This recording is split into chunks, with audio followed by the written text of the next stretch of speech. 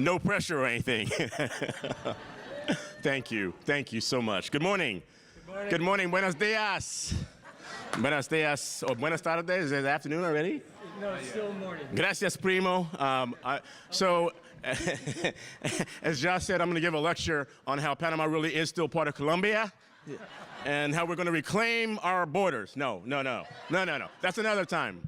But my grandmother was also born in Colombia, so we all family, and we're all good. We're all good.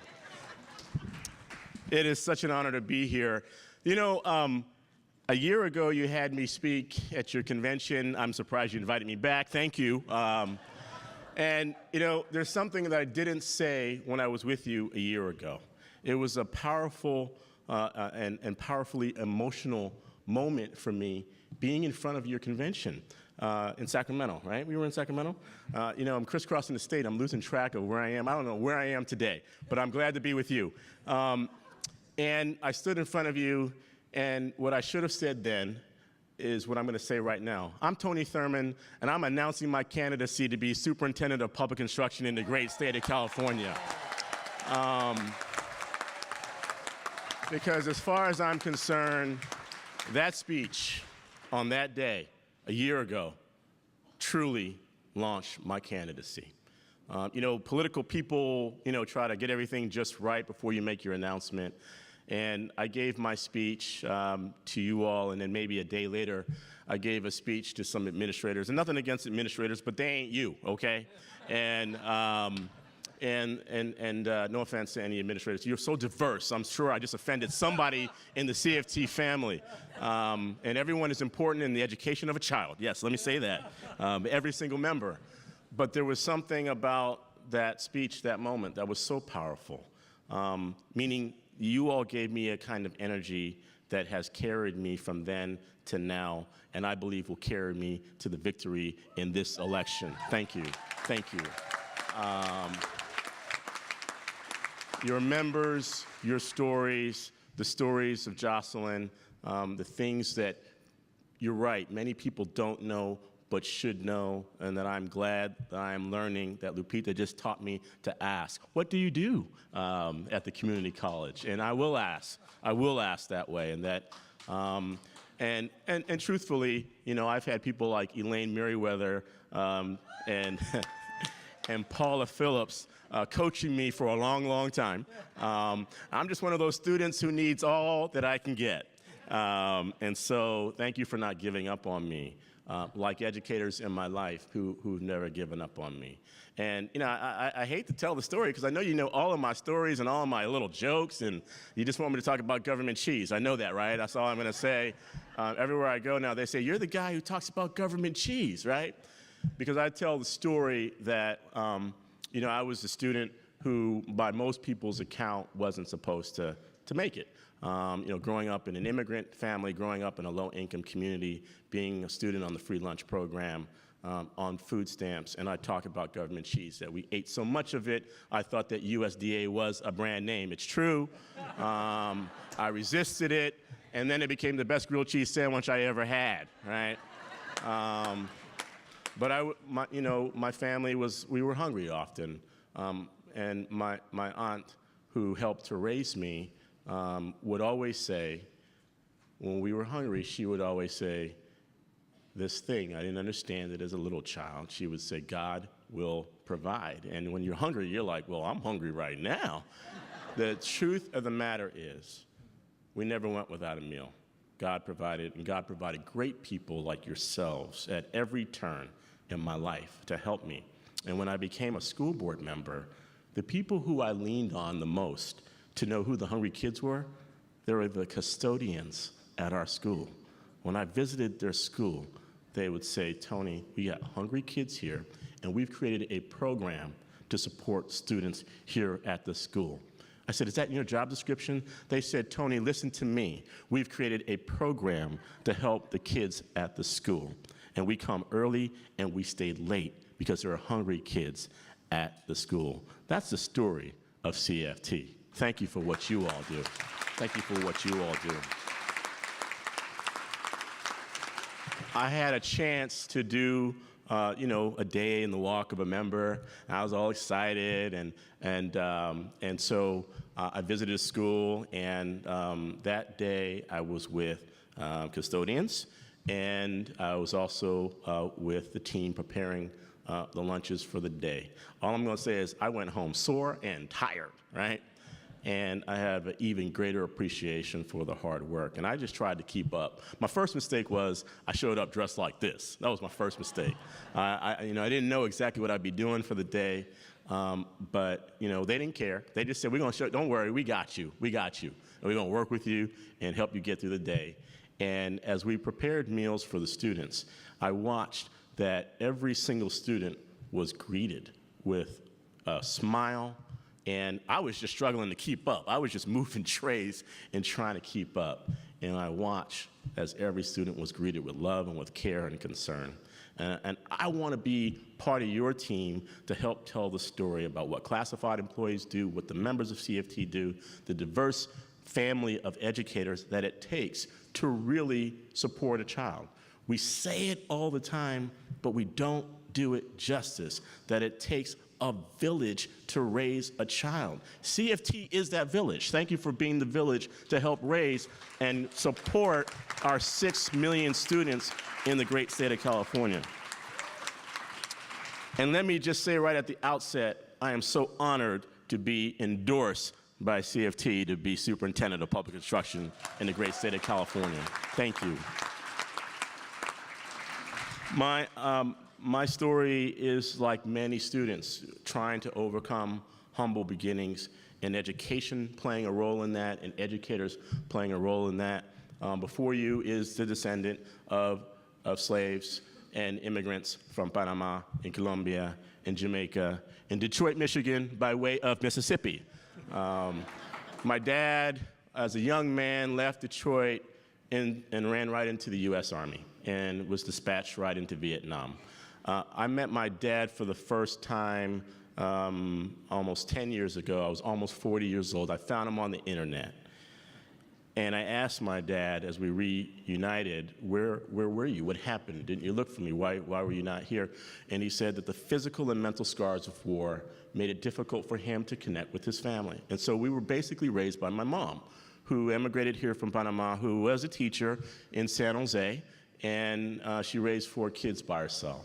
And she was very, very ill. My mom had cancer, and in 1974, when I was 6 years old, she lost her battle to cancer. My siblings and I got split up. 2 of us were sent away, and 2 stayed in San Jose. My younger brother and I both went to live with a cousin, and this is a cousin who we never met before.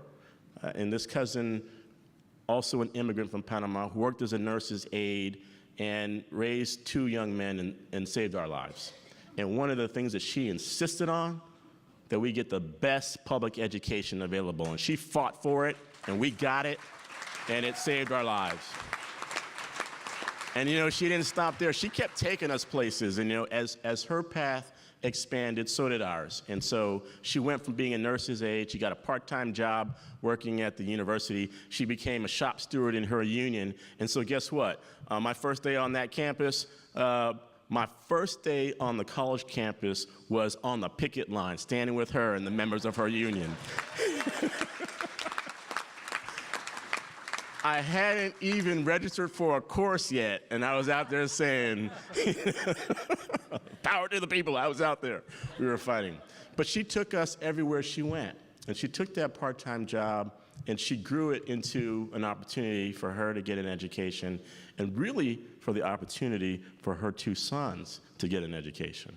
So when she took her community college degree, we were standing right next to her, and not knowing what it meant for someone who's first generation in your family to get a degree, she was really creating an expectation for us that higher education would matter. And the same thing when she took her bachelor's degree, working 2 jobs, going to night school to get that degree, and us standing right next to her with these big, ugly bow ties and ugly pinstripe suits, that I hope none of you has, because it will be a nasty hit piece against me from my opponents. I was a kid in the 70s, I admit it, but she was really sending a message for us that the opportunity to get an education can change your life. And in my case, It did. It changed my life. It saved my life. And so I know that you work in environments and conditions where you often don't get the due that you deserve, and where people want to point the finger and blame everyone for the challenges that we have in our education system. As someone who was raised by you and supported by you now, please hear my thank you for what you do every single day for our kids, and know that it really makes a difference in the lives of our kids. We owe you a great debt of thanks and gratitude. Thank you. Thank you. Gracias a todos. We owe you so much thanks for doing the jobs that sometimes go unnoticed and sometimes go unrecognized. I think about it every single day, how my life could have gone. I spent 20 years working in social work. I went to college, I went to graduate school, and my life went very different than how it might have gone, and many of my childhood friends and what their experience was, because I was pushed to get an education to change my circumstances. And we could have easily fallen into the cracks, and we didn't. And I think about it, how easy it would have been for me to end up in California State Prison. Instead, I ended up in the California State Assembly. I want that for all of our kids, for all of our kids. It is an awful, awful, awful school-to-prison pipeline that runs our kids directly into the criminal justice system.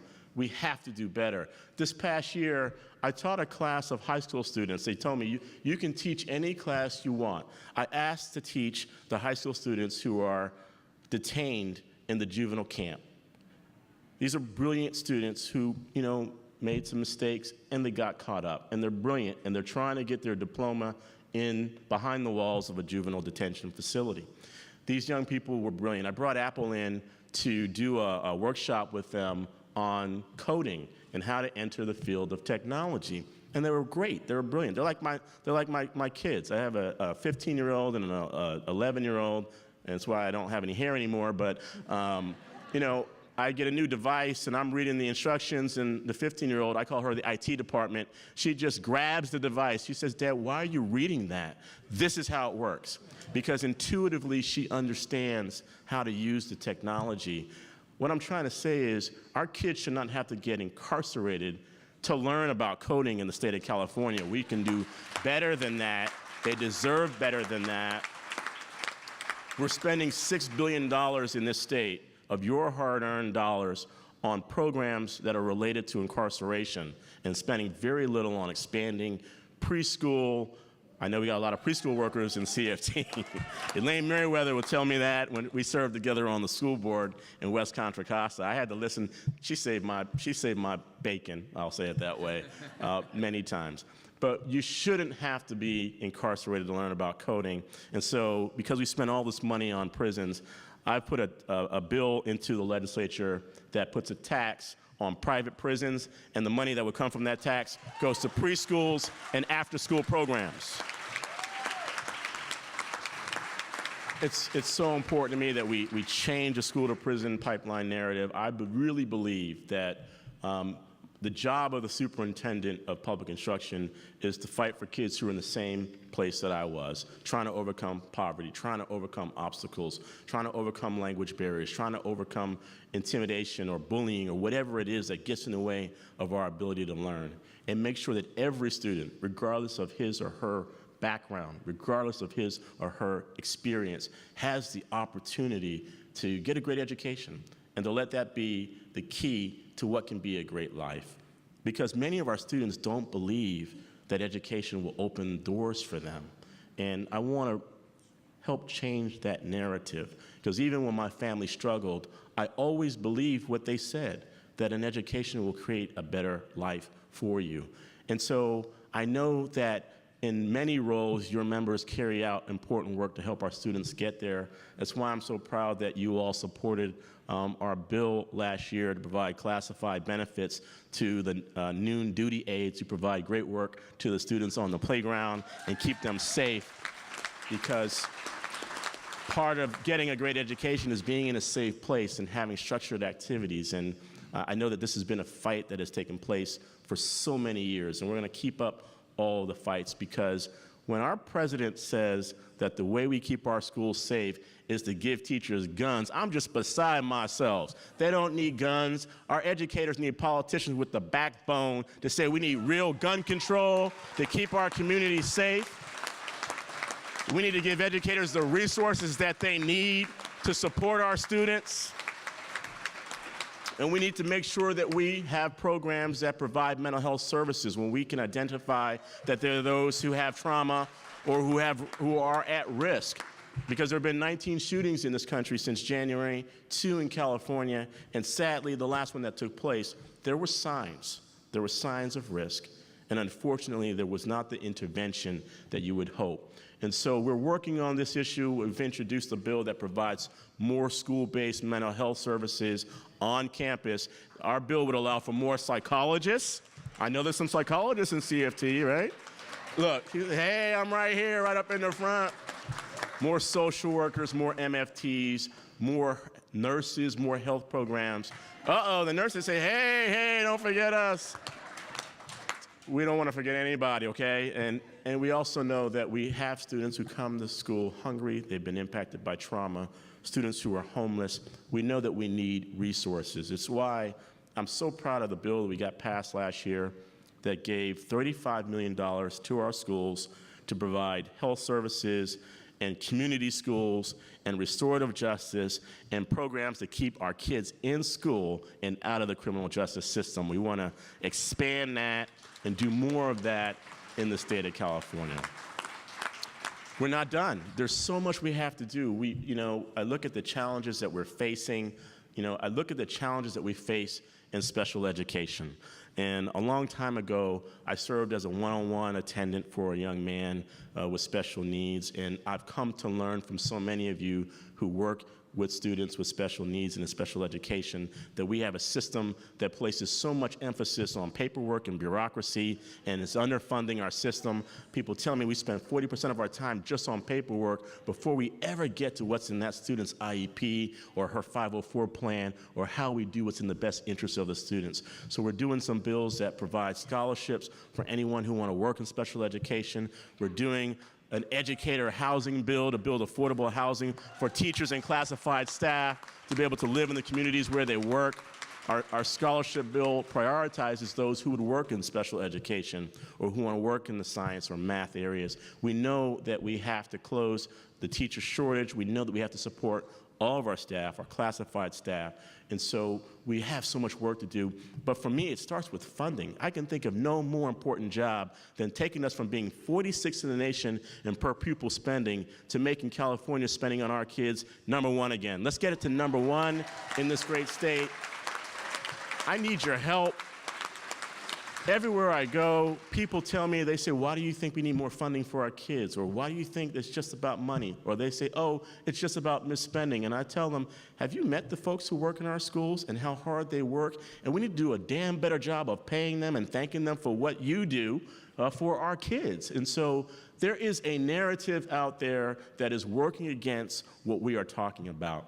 And I know that you all have been organizing and preparing for whatever decision comes down from the Supreme Court as it relates to Janus. And I know that your members are recommitting to CFT and saying that we will be active and that we will enroll our members and that our dues will continue to flow to make sure that the voices of working people is heard no matter what the people at the Supreme Court do. And as your chair of the Assembly Labor Committee, I want you to know that we are standing ready and at the watch. They tried to sneak a right-to-work bill through my committee. Let me let you know, we defeated the right-to-work bill. There will be no right to work in the state of California.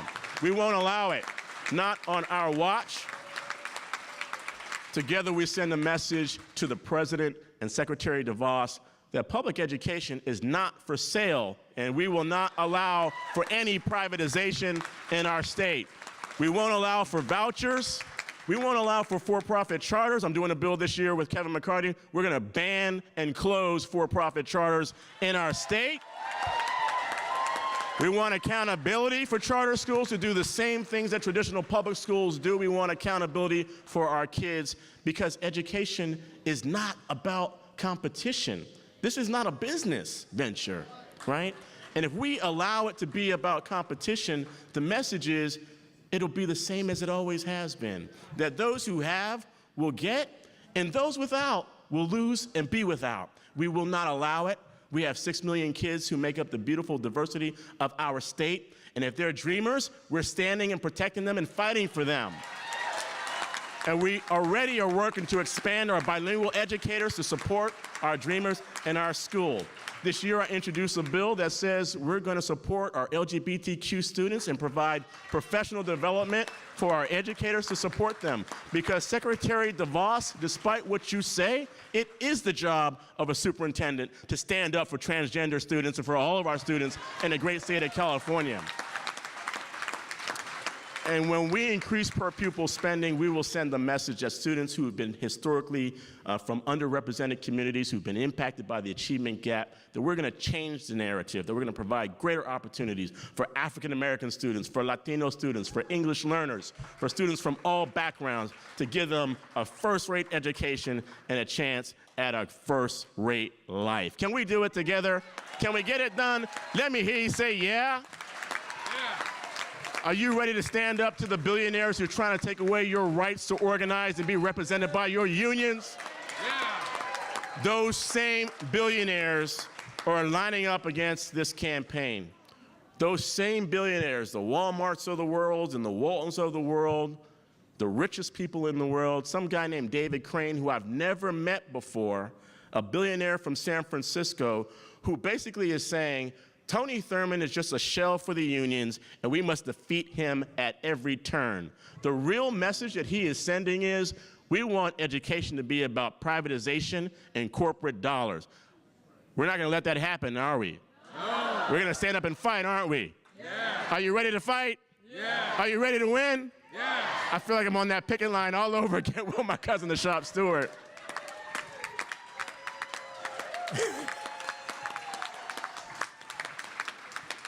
Well, then I hope that you will join the brave and courageous, diverse coalition who have joined this campaign. None more important than those who've endorsed me, like the California Federation of Teachers, the California Faculty Association, the California teachers, the California's nurses, California's firefighters, Equality California, Planned Parenthood. And just within the last 2 weeks, we earned, with almost 90% of the vote, the California Democratic Party nomination to serve as your superintendent. From the bottom of my heart, thank you for what you do for California's kids. Thank you for endorsing me and supporting me in your campaign and all the events and all the fundraisers. Let's activate all your members and let them know that together we will stand and fight for every kid and for public education in California. Thank you so much. Thank you, thank you, thank you.